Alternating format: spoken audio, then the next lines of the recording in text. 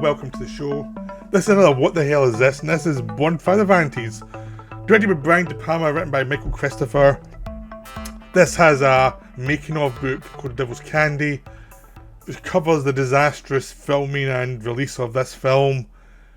And it's a really good book. I'd highly recommend watching it, reading the book and watching the film, just to show how a film can just go out of whack.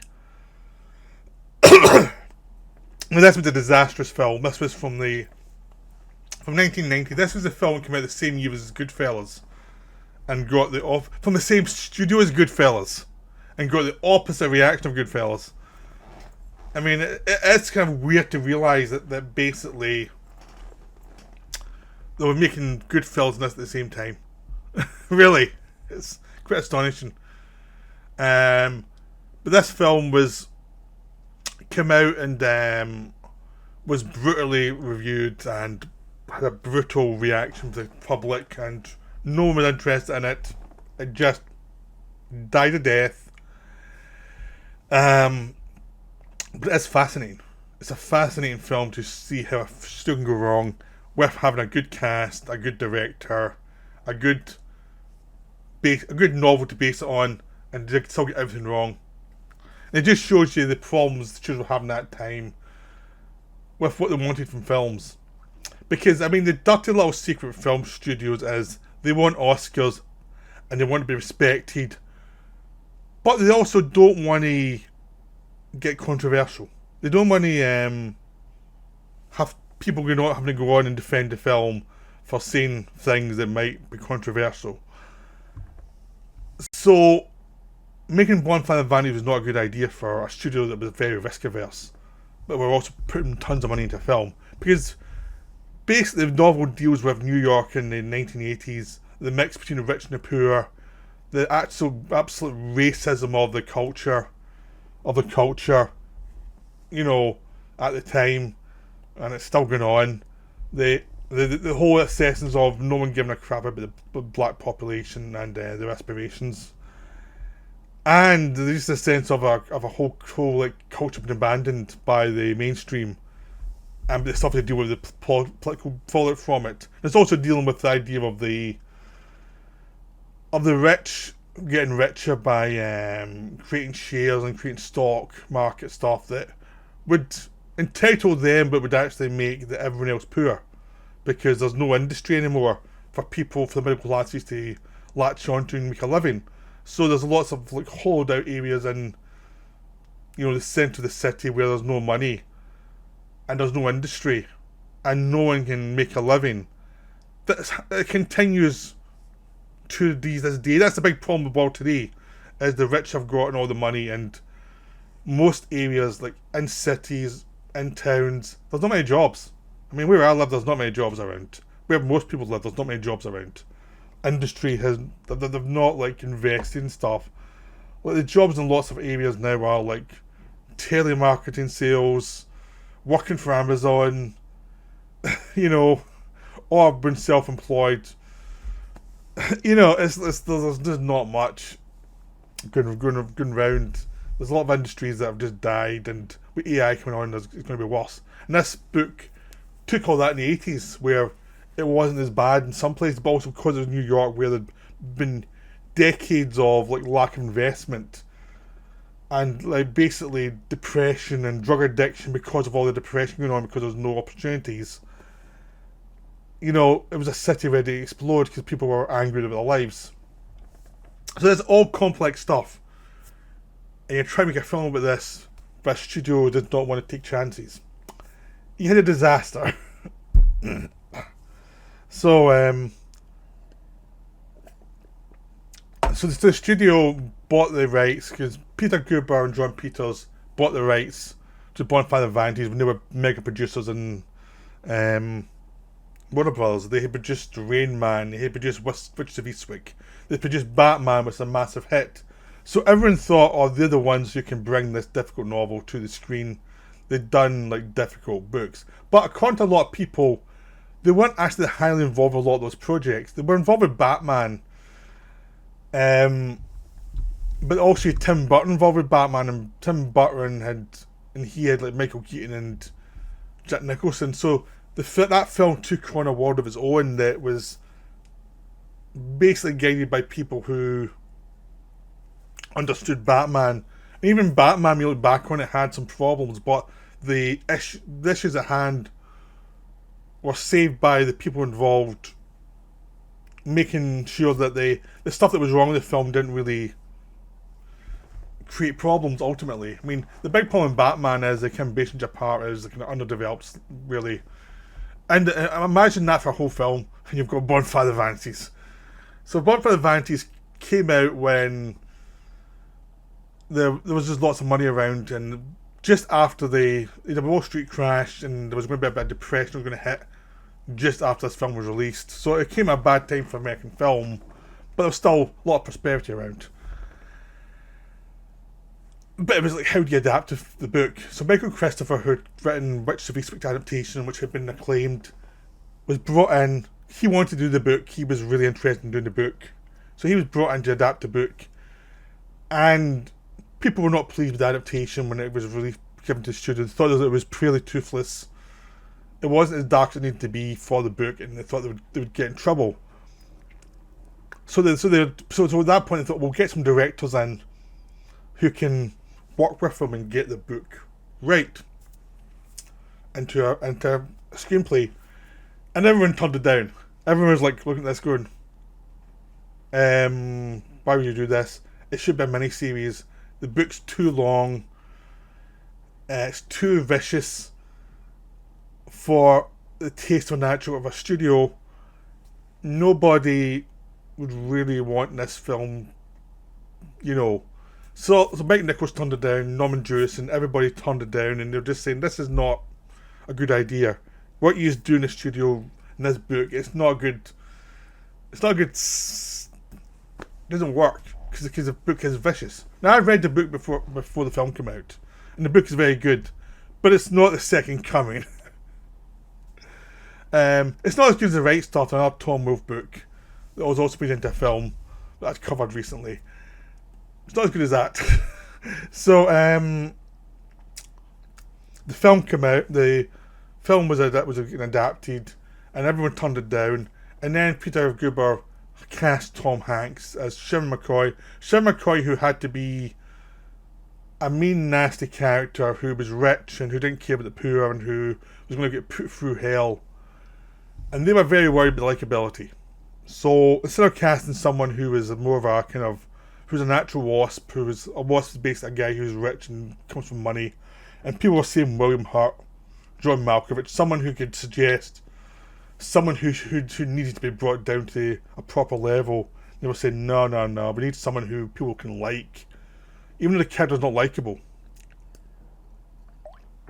So they cast Tom Hanks, and in the film, Hanks is very uncomfortable during the first half of the film when he's playing the Wasp versus Sherman McCoy. He's much more comfortable, but as soon as the shit hits the fan and he has to deal with people, it basically gives it a performance he gave in The Burbs in the second half of the film. That's much better than the first half of the film, because he's dealing with a director like Brian De Palma who likes big performances. Because when he was doing The Burbs, it was Joe Dante who liked big performances, so that's what he did in the second half of the film. The first half, he's very constrained and does not look comfortable. But he's a good actor, so he's trying. He's really trying, but he's best cast. And it's a sign that the people in charge did not understand the book, what it needed.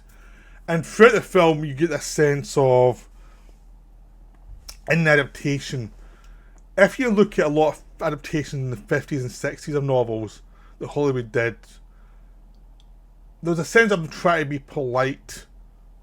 So, the adapted novel, you'd have the highlights of the novel, and everything was kind of vague in between. Like, you go from point A to point B to point C of the novel, you had the highlights, but you'd make everything else polite around about it. So you get a lot of films. If you'd watch films from the 50s and 60s that are meant to be respectable films, you'd be watching them and go, I don't understand this character, because they go from A to B to C and they're kind of blank, and nothing quite kind of fits together with them. And just things are happening, they're very stiff, and That's what this film is.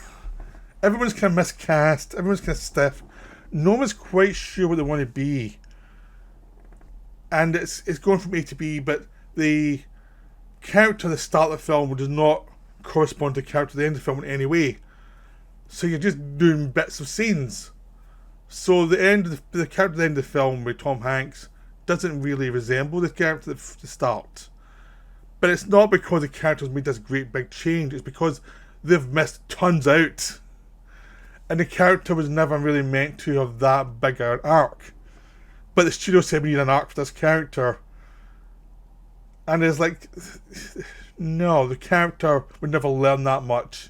The character just try to survive and should be unsympathetic, but they can't do that. So instead of these scenes of things happening and blocks of drama apparently happening, but there's scenes that don't really match up to other scenes, and so you don't have a character at the centre of it. You've just got this actor trying to perform something that makes no sense. And essentially, De Palma is like making it operatic, which fills the gaps quite a bit actually in the film, making up for the writing. Because the weird thing watching this film and watching it again, because I actually saw it in the cinema when it came out, is De Palma's trying his best with a script that doesn't work and the casting doesn't work. And he did not cast Tom Hanks. And so he came on after Casualties of War, and he was like essentially, he'd had a big hit with Untouchables. Casualties of War hadn't been a big hit, but I never knew it wouldn't be a big hit. But it was a respected film. People liked the film. It was a well done film. It was like the film you make after the hit that you want to make, and everyone knows like, okay, the hit paid for this. So he came off that, and he was like, and he actually went into Warner's for the interview with the job. After a lot of people turned it down, and he didn't. And according to Devil's Can, he didn't really want the job. He just was kind of curious what they were going to do with it. He wasn't really that bothered. And they took that as fearlessness because he was just like, I don't care. And they liked his take. It was like the book was called racist by some people. He said the book's not racist; it's a satire. He used to make it a satire, and he used to make everyone broad because there's no way you can compress all this stuff into a naturalistic framework. So everything has to be broader. People have to be broad. You're making a operatic satire. And that's the only way you do it, if you want to do it in 2 hours. And they were like, cool, that's what we want. So they hired him. And they gave him lots of money. He paid really well for this film. So don't go crying about Brian De Palma with this film. He did well out of it. Everyone get paid their top value for this film. Everybody. So then he had to deal with the cast, and he wanted Uma Thurman to play Maria, who is the mistress of Sharon McCoy. Everyone else wanted Melanie Griffith. And essentially, he stuck with Melanie Griffith, and she's terrible in the film. And again, it's like Tom Hanks. It's like the part's not written very well, and it's from A to B, but she does not play it very well either. And her and Hanks do not have any chemistry, and it just doesn't work. And it's like they should have kept looking for another actress to play this part because it's really broad, and De Palma's idea of making it broad kind of kills this part because this part is broad already, so it becomes really broad, and it's very annoying. And she's like the linchpin to the plot basically because she's the one who causes the havoc that Sherman gets blamed for, and she drove the car, knocked the kid down, like gets him arrested. Because the plot is this rich guy takes a wrong way turn, goes to the ends of Bronx, and accidentally knocks a kid down, causes all this political mayhem. They find him, he messes up, we deal with the police, and they arrest him, and he's now in court. And essentially, Melanie Griffith's part is basically she was the mistress, she was driving the car, and and she's going to turn on him. Even in the book, the part wasn't that great. It's one of those parts that are kind of a plot heavy part that you need that character in the book and the film, but the part's not that great, and it's kind of very broad, and they've miscast it. It's just not funny. I mean, maybe Griffith would have worked with a different actor in the lead, because you feel she's trying to make up the fact there's no chemistry here, and then she's doing like an actor who's miscast, because in the first half Hanks just looks lost throughout it, and he's just not the right actor for that part. And you have lots of scenes that's just painful to watch because he's just like very uncomfortable doing the sex scenes. He's very uncomfortable playing a guy who's meant to be really rich and an adulterer. He just looks uncomfortable. He's much more comfortable playing a guy who's in trouble and is trying to find his way out of it. But the first half he's stuck. So maybe Griffith's performance is undone by that, because she's playing against a guy who's miscast. So it's, and she's much better against Willis when he turns up. Now Bruce Willis got the most flack for this film, which is undeserved actually, because he's the one actor of the three who's like kind of okay. He's not amazing, but he's like, because they changed his part. Originally it was meant to be a British guy, and they changed to American, and they blamed him for being changed to American, but it's actually the one decision that makes right, because it's like an American story, and it's like, it kind of works that this is the drunk loser who's leeches onto this story and makes a fortune of the story. What doesn't work with the character is he has to do the voiceover, and the voiceover tells you everything repeatedly. It seems like the voiceover was written once they screened the film and they realised and put out a clue what was going on, so he had to explain everything to the most basic level, so it's really annoying for anybody with a brain. But also he decided to try and help Sharon McCoy later on, when his character is actually just in it for the money in the book, and that twist doesn't really land. I mean, there was a decent scene where him and McCoy meet up in a train, and McCoy doesn't know who he is, and he's complaining he wasn't the one driving the car and stuff. That's a decent scene. And it makes Willis actually help him a little bit, but that's as much as it should have been. And even that feels too much for the film. But it feels like Willis wasn't really badly cast. He was just like, it needed to be rewritten for him better, really. But the idea of a cynical guy, he could play that part. He's been miscast in other films. In this film, he didn't seem that miscast for what they were going to do with the part. It's just that they had it out for Bruce Willis this time. This was just before Hudson Hawk. This was him at his peak. Let's get the guy. So that's what happened with his character. But when you watch it from a distance, he's like the least of the three performances. He's the least. He's the one who's like, that's not actually that bad an idea what they did. It just, they could have done it better. But the script's a big problem with the film, and also just the idea of the way the studio wants it. If you read the book about the making of the film, the studio asked for changes, and they were trying to redeem the characters who were redeemable, and they just were very uncomfortable, and they're trying to make this prestige film that, when the film worked best, it was being like crude. The film was actually being twisted about the motivations of all the people, and having the Reverend Bacon, who's a big black activist, reverend preacher guy, they make him really broad, but it works when they make other characters broad, like F. Murray Abraham, who's this conniving like DA. It works as a broad satire. It's not going to be like delicate like the book. It was like, this is meant to be broad. And if they'd made McCoy actually nasty as hell, it could have worked. But because they're trying to make it like give him a redemption angle and give Fowler a redemption angle, it just becomes like, eh?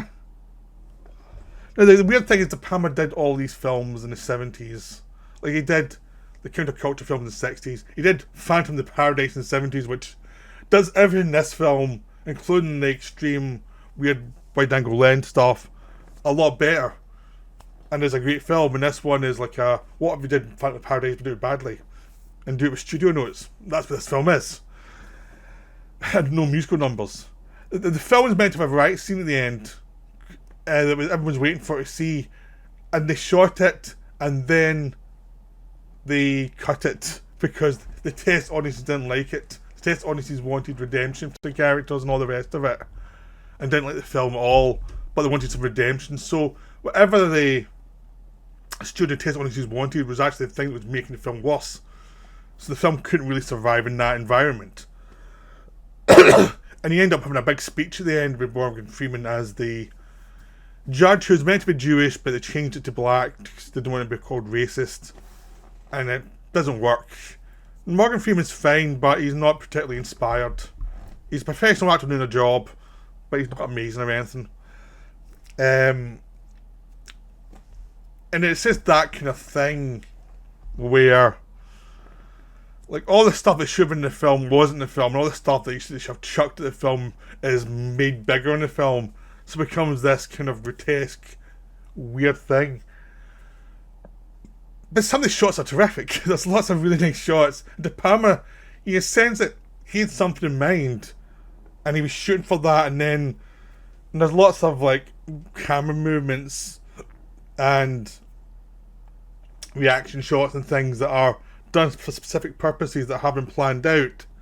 So it's not a terrible film of reputation. It's just like it's been so compromised by its making that whatever good bits in the film are there just look weird now because there's so much wrong with the film. And it's one of those films everybody had to take blame. De Palma had an idea that was wrong for the studio that was making the film, essentially. He's like, the people who are making the film, we could not understand this idea. And he didn't have the writer to write the idea. He had a writer that was wrong for the project, probably. And you need a studio who had the guts to do this kind of much broader take. And you need a different lead actor. So it became this weird catastrophe that when it jumps out more because if you look at De Palma's films before and after it, they're all well cast and well done. And De Palma tends to be pretty good at casting. I mean, he's a guy that kind of put Kevin Costner into Untouchables and launched him to the stratosphere. You know, he pushed John Travolta early on in his career. He pushed Nancy Allen. He did a lot of he's done some good stuff with Al Pacino. Generally, he is pretty good with actors. There's been an odd mistake here or there, but this one was the biggest mistake because the boss casting was done not by him. It was done before he even arrived in the project, and it just undone the film. And it's weird because it's a good actor being in the wrong part, and it just doesn't work. It's just this weird thing. It's like part of the film is like in the 50s, 60s style of filmmaking, which is like completely opposite of what the film needs and what the actual material needs. The material needs like viciousness and nastiness and to be disrespectful and to be operatic and satirical. And that's not what the film is ultimately, and it just becomes this mishmash of two things fighting each other. You get this flat mess, and the centre of it, it's like some nice bits here, here, and here, and then the rest is a mess. So it's an interesting mess. You know, not a good film, but not as terrible as we made out. It's one of those things. Is like obviously made by a talented person in a bad situation, of which there are many examples in the film industry. So I hope you enjoyed this video. Sorry about the light changing every 2 seconds. I don't know what's happening outside with the sun. We've got cloud, sun, so not much you can do. I hope you enjoyed this video. I'll see you later. Bye for now.